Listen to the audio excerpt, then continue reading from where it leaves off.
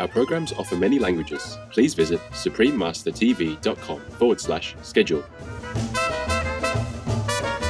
When Zora's autobiography, Dust Tracks on a Road, was published in 1942, she received international acclaim and was featured in Who's Who in America, Current Biography, and 20th Century Authors. Zora Neale Hurston, esteemed author and scholar of anthropology and folklore. Continue watching to find out more.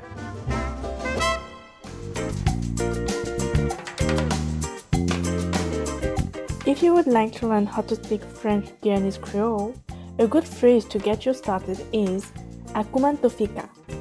That means, how are you? Loving viewers, I am Alicia.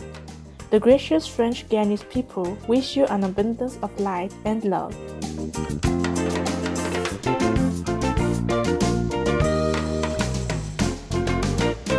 Welcome to Zora Neale Hurston, esteemed author and scholar of anthropology and folklore.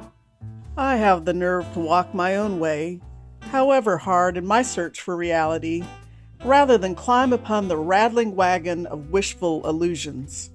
Zora Neale Hurston. Born on January 7, 1891 in Notasulga, Alabama of the United States of America, Zora Neale Hurston became one of the most significant and successful female African-American writers of the 20th century.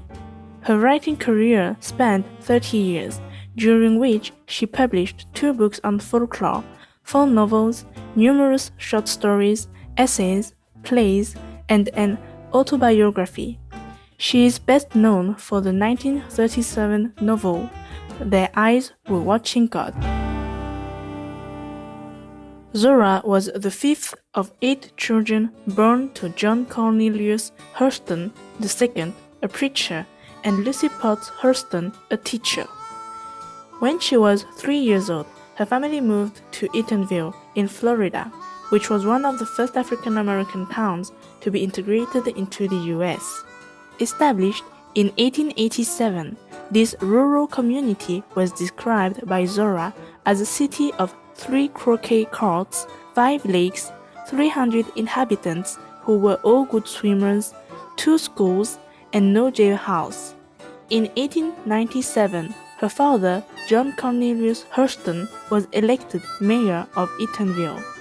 Around 5 years later, he became minister of Eatonville's largest church, Macedonia Missionary Baptist. Zora experienced her personal literary awakening when she was given a number of books by visiting school teachers in 1901. She wrote about her experiences of growing up in Eatonville in an essay entitled How It Feels to Be Colored Me. Zora had a relatively happy childhood. Her mother encouraged the children to have high aspirations.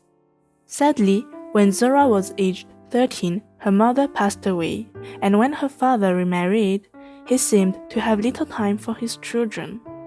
Zora struggled to finish her schooling due to lack of financial support. To make ends meet, she worked as a nanny, housekeeper, wardrobe girl, waitress, and manicurist. When she was 16, Zora joined a Gilbert and Sullivan traveling theater company as a maid to the lead singer. Aged 26, she decided to finish her high school education at Morgan Academy, Baltimore. To qualify for free education, Zora had to present herself as a teenager of just 16 years of age, and from then on, Zora always presented herself as 10 years younger than she actually was. Zora Neale Hurston possessed a great sense of humor and intellect, charming all those she met. She ended up in New York during the Harlem Renaissance, which was an African-American cultural movement comprised of artists, writers, and musicians in the 1920s.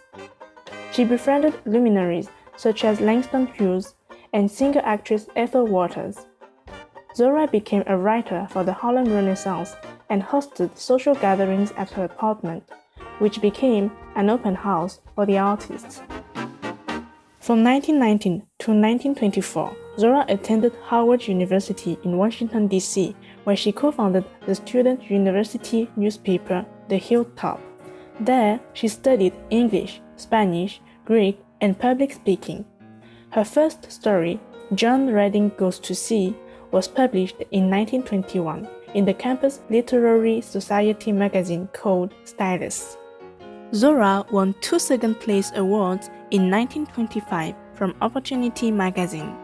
One was for a short story, Spunk, and the other for a play entitled Color Struck.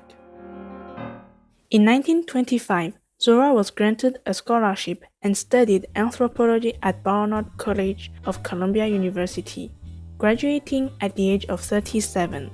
She worked with well-known anthropologist Franz Boas on ethnography and went on to complete postgraduate studies. Charlotte Osgood Mason, a philanthropist and literary patron, became interested in Zora's work and career when they were introduced by Alain Locke, a distinguished African-American writer and philosopher. Charlotte Mason supported Zora's research and travel in the Caribbean and South America with $200 monthly in exchange for all the cultural material Zora collected.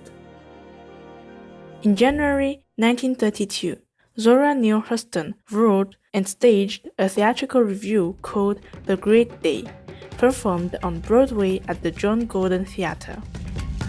She also produced a concert program of African music with the Creative Literature Department of Rollins College in Florida.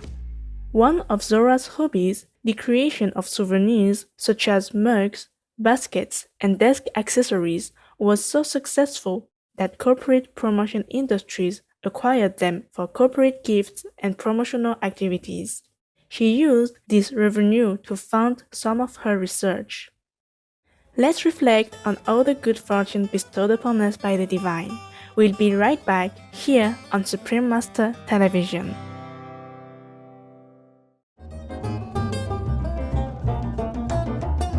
Welcome back to Zora Neale Hurston, esteemed author and scholar of anthropology and folklore.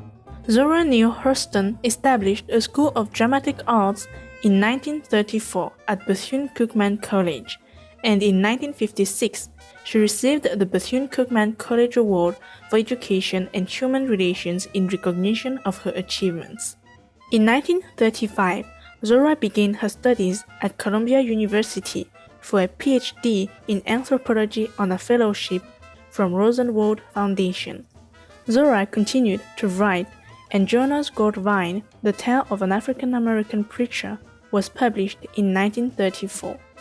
Muse and Men, a collection of Southern African-American folklore, was published in 1935. The 1937 novel, Their Eyes Were Watching God, was considered her masterpiece novel. It is the story about a young African-American woman's growth towards independence and self-awareness.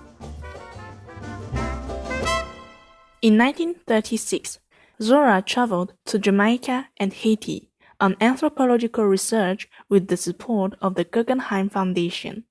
This resulted in her written work, Tell My Horse, published in 1938.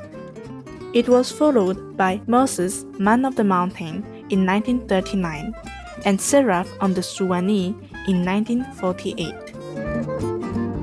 When Zora's autobiography, Dust Tracks on the Road, was published in 1942, she received international acclaim and was featured in Who's Who in America, Current Biography, and 20th Century Authors. Her autobiography was an exuberant and imaginative account of her rise from childhood poverty to a renowned position among leading artists and intellectuals. Her personal literary self-portrait reviewed an extraordinary artist, anthropologist, and champion of African-American experience in America. Barracoon is a book written by Zora based on 3 months of interviews with a man named Kujul Lewis, originally named Kozula. He was a survivor of the last slave ship to land in America. Zora could not get the book published during her lifetime, so it ended up in the archives at Howard University.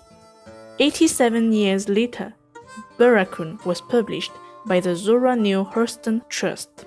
It became a bestseller, selling over 250,000 copies. Zora was inducted into the National Women's Hall of Fame in 1994. Presented annually, the Zora Neale Hurston Award has been sponsored by HarperCollins Publishers since 2008 and recognizes leadership in promoting African American literature. Zora's book, Their Eyes Were Watching God, became a television movie in 2005. The movie starred actress Halle Berry and was produced by Oprah Winfrey. This is a story about a woman.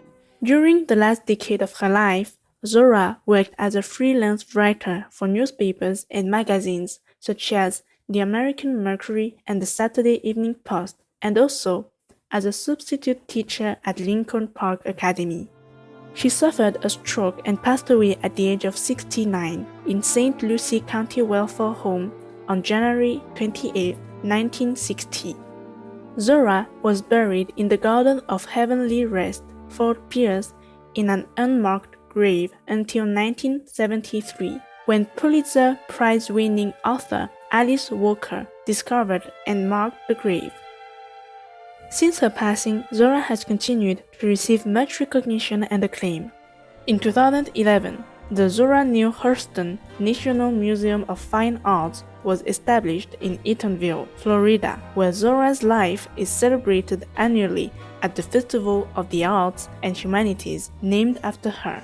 Last year, 2020, the celebration held the theme Multiverse Intro into Afrofuturism, encompassing African cultures of the past, present, and future. Zora Neale Hurston acknowledged herself as a cosmic being in her essay, How It Feels to Be Colored Me. Here is an excerpt from the essay. The cosmic Zora emerges. I belong to no race nor time. I am the eternal feminine with its string of beads. I have no separate feeling about being an American citizen and colored. I am merely a fragment of the great soul that surges within the boundaries. In remembrance of the beautiful light that was Zora Neale Hurston, we now close this program with the song entitled Halimufak, sung by Zora and recorded in 1939 at the Federal Music Project Office. You may leave and go to Halimufak, but my slow drag will bring you back. Well, you may go, but this will bring you back. I've been in the country, but I moved to town. I'm a Tolo shaker from my head on down. Well, you may go, but this will bring you back. Some folks call me a Tolo shaker. It's a doggone lie. I'm a backbone breaker. Well, you may go, but this will bring you back. For more information on Zora Neale Hurston, please visit zoranealehurston.com. Cherished viewers, thank you for your wonderful company. Coming up next is pasta with vegan omni pork meatballs in various sauces, part 2 of 2, vegan pesto sauce and vegan Alfredo cream sauce. Right after noteworthy news, here on Supreme Master Television. May the loving arms of the good Lord keep you and your loved ones safe. Our programs offer many languages. Please visit suprememastertv.com/schedule and suprememastertv.com/MOS. Nos programmes offrent plusieurs langues. Veuillez visiter suprememastertv.com/schedule et suprememastertv.com/MOS. Nuestros programas ofrecen varios idiomas. Visiten suprememastertv.com/schedule y suprememastertv.com/MOS. Unsere Sendungen bieten viele Sprachen. Gehen Sie auf suprememastertv.com/schedule und suprememastertv.com/MOS.